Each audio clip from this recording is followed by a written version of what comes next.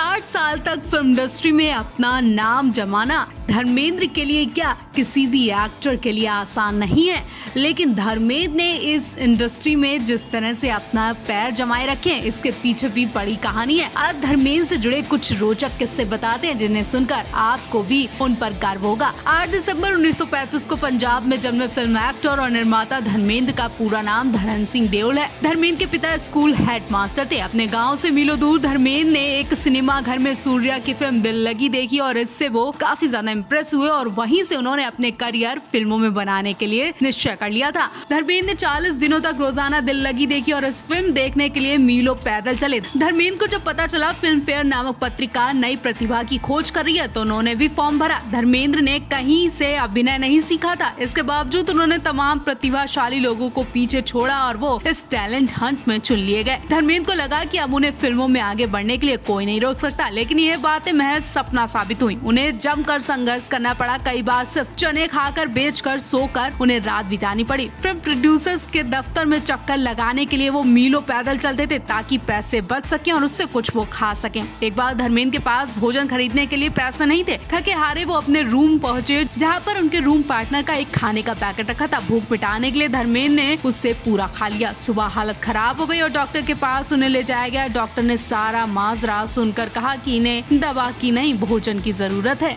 धर्मेंद्र एक ऐसे एक्टर हैं जो अपने बुरे वक्त को नहीं भूले। उन्हें अभी भी याद है कि उनके करियर की शुरुआती दिनों में उनकी किसने मदद की थी। अर्जुन हिंगोरानी की फिल्म दिल भी तेरा हम भी तेरे से धर्मेंद्र ने अपने करियर की शुरुआत की थी। हिंगोरानी परिवार का धर्मेंद्र ने ताउम्र एहसान माना और उनकी नई फिल्मों में काम करने के बदले नाम मात्र एक पैसा लिया। माला सिन्हा, नूतन, मीना कुमारी जैसी उस दौर की नामी हीरोइन हुआ करती थी जिनके साथ धर्मेंद्र ने काम किया। धर्मेंद्र का डील डोल पहलवानों जैसा था जिसको देख कई डायरेक्टर ने उन्हें अभिनय छोड़ अखाड़े में जाने की सलाह दे दी थी, लेकिन धर्मेंद्र ने किसी की न मानी। उन्होंने कभी भी डाइटिंग भी नहीं की और तो और उनके बेटे सनी ने भी आज तक कभी डाइटिंग नहीं की। कईयों ने कहा कि पहलवान गांव लौट जाओ, फूल और पत्थर धर्मेंद्र के करियर की पहली बड़ी हिट फिल्म रही है जिसमें उन्होंने शॉर्टलेस होकर दर्शकों को बड़ा सरप्राइज दिया, लेकिन इसके लिए उन्हें आलोचनाएं भी झेलनी पड़ी। फूल और पत्थर की शूटिंग के दौरान फिल्म एक्ट्रेस मीना कुमारी से उनकी नजदीकियां चर्चा का विषय रही। मीना कुमारी के साथ रहते हुए उन्हें शायरी का शौक भी लगा और उन्हें सैकड़ों शेर याद आ गए। धर्मेंद्र और मीना कुमारी की नजदीकियों से मीना के पति कमाल अमरोही नाराज हुए। वर्षों बाद उन्होंने धर्मेंद्र को लेकर रजिया सुल्तान बनाई और दृश्य में उन्होंने धर्मेंद्र का मुंह काला करवाया। कहा जाता है कि उन्होंने इस तरह का सीन जानबूझकर धर्मेंद्र से बदला लिया।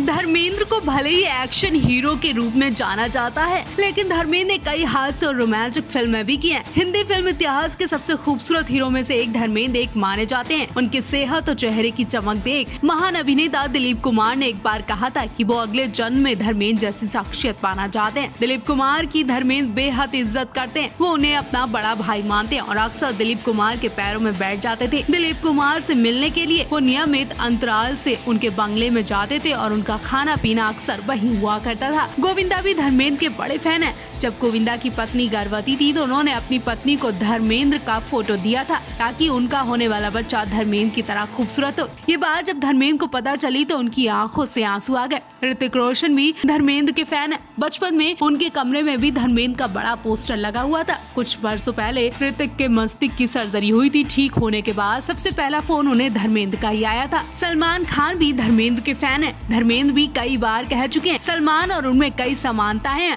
और वो भी जवानी के दिनों में सलमान की तरह हुआ करते थे। सलमान खान की फिल्म प्यार किया तो डरना क्या में काम करने के बदले में धर्मेंद्र ने एक पैसा नहीं लिया। फिल्म का लंबा आउटडोर शेड्यूल था। सलमान के पिता सलीम खान ने अपने बेटों से कहा था कि वो धर्मेंद्र का विशेष ध्यान रखें।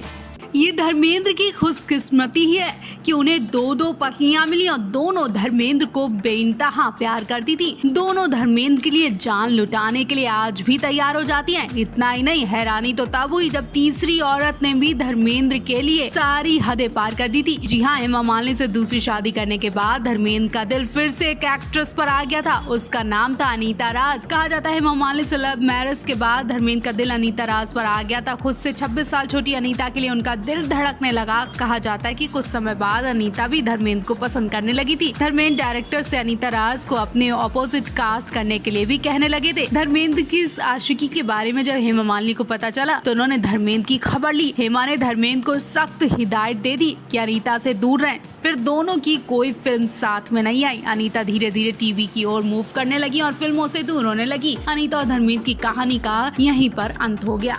हाल ही में धर्मेंद्र ने कहा था कि प्यार और रोमांस की कोई उम्र नहीं होती है और वो अपने इस रूल्स को फॉलो भी कर रहे थे, लेकिन शादी की भी कोई उम्र नहीं होती, वो भी फॉलो करने लगे हैं। पहली शादी प्रकाश कौर संग, दूसरी हेमा मालिनी संग और तीसरी भी करने की पूरी तैयारियां हो चुकी थी। लेकिन यहाँ जोर हेमा मालिनी के हाथ में थी तो हेमा ने पतंग बीच से ही काट दी। ये प्रकाश कौर नहीं है जो अपने पति को खुशी खुशी हेमा के हाथों में दे दे। ये हेमा मालिनी है जो हेमा ने धर्मेंद्र और अनीता राज के बीच नजदीकियां देखी और न जाने ऐसी क्या हरकत देख ली कि हेमा के दिमाग का कीड़ा रेंग गया। हेमा से बर्दाश्त नहीं और उसी दिन से हेमा ने धर्मेंद्र पर सख्ती करनी शुरू कर दी। हेमा ने जब तक धर्मेंद्र और अनीता को दूर दूर नहीं कर दिया तब तक चैन की नींद नहीं ली। हेमा ने कई बार धर्मेंद्र को जान देने की धमकी भी दे दी। वो कभी चाकू भी उठाकर खुद को चोट पहुंचाने की कोशिश करने लगी थी और हेमा के इन्हीं टॉर्चर की वजह से धर्मेंद्र हार गए और वो अनीता को भूल गए। उसके बाद अनीता फिल्म इंडस्ट्री से दूर टीवी की दुनिया में काम करने लगी।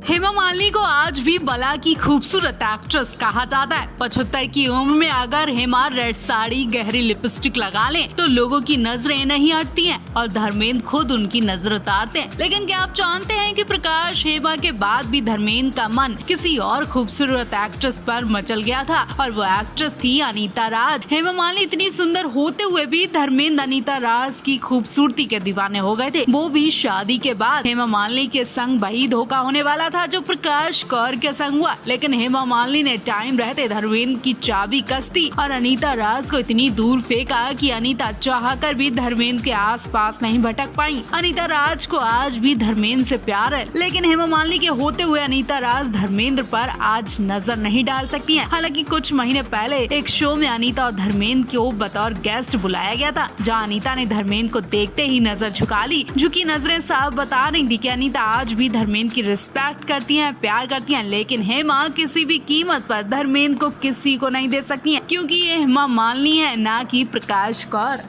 बॉलीवुड एक्ट्रेस और मथुरा से सांसद हेमा मालिनी को लेकर एक बड़ी खबर सामने आई है। खबर है कि कतर एयरवेज पर हेमा मालिनी के साथ बेहद गंदी हरकत की गई है। कतर एयरवेज की एक फ्लाइट में मौजूद यात्रियों ने कथित तौर पर हेमा मालिनी के साथ गंदा व्यवहार किया। विमान में मौजूद यात्रियों ने हेमा मालिनी के साथ दुर्व्यवहार किया, जिससे एक्ट्रेस काफी परेशान हुई और टेंशन में आ गई। ये घटना तब हुई जब हेमा मालिनी मुंबई एयरपोर्ट से दोहा जाने के लिए कतर एयरवेज की फ्लाइट में यात्रा कर रही थी। हेमा मालिनी फ्लाइट में सो रही थी और उसी विमान में मौजूद दूसरे यात्रियों ने मोबाइल से उनकी फोटो लेने की कोशिश की। हेमा मालिनी के साथ ये गंदी हरकत तब की गई जब वो रात करीब 2 बजे फ्लाइट में आराम से सो रही थी। ऐसे में हेमा मालिनी की जब एकदम से आंख खुली तो उनके सामने लोग कैमरा लेकर खड़े हुए थे। ये गंदी हरकत करने पर हेमा मालिनी बहुत परेशान हुई। ऐसा करने पर हेमा मालिनी ने उन्हें मना किया तो वो उल्टा हेमा मालिनी से गंदे शब्द बोलने लगे, उनके साथ बदतमीजी करने लगे। अब आप ही बताइए, क्या हेमा मालिनी ने ये सब गलत किया? क्या हेमा मालिनी की जगह कोई और होता वो भी यही करता? वैसे तो हेमा मालिनी अपने फैंस के साथ अच्छा व्यवहार करती हैं, लेकिन इस वक्त फैंस ने उनके साथ बहुत ही गंदी हरकत की है।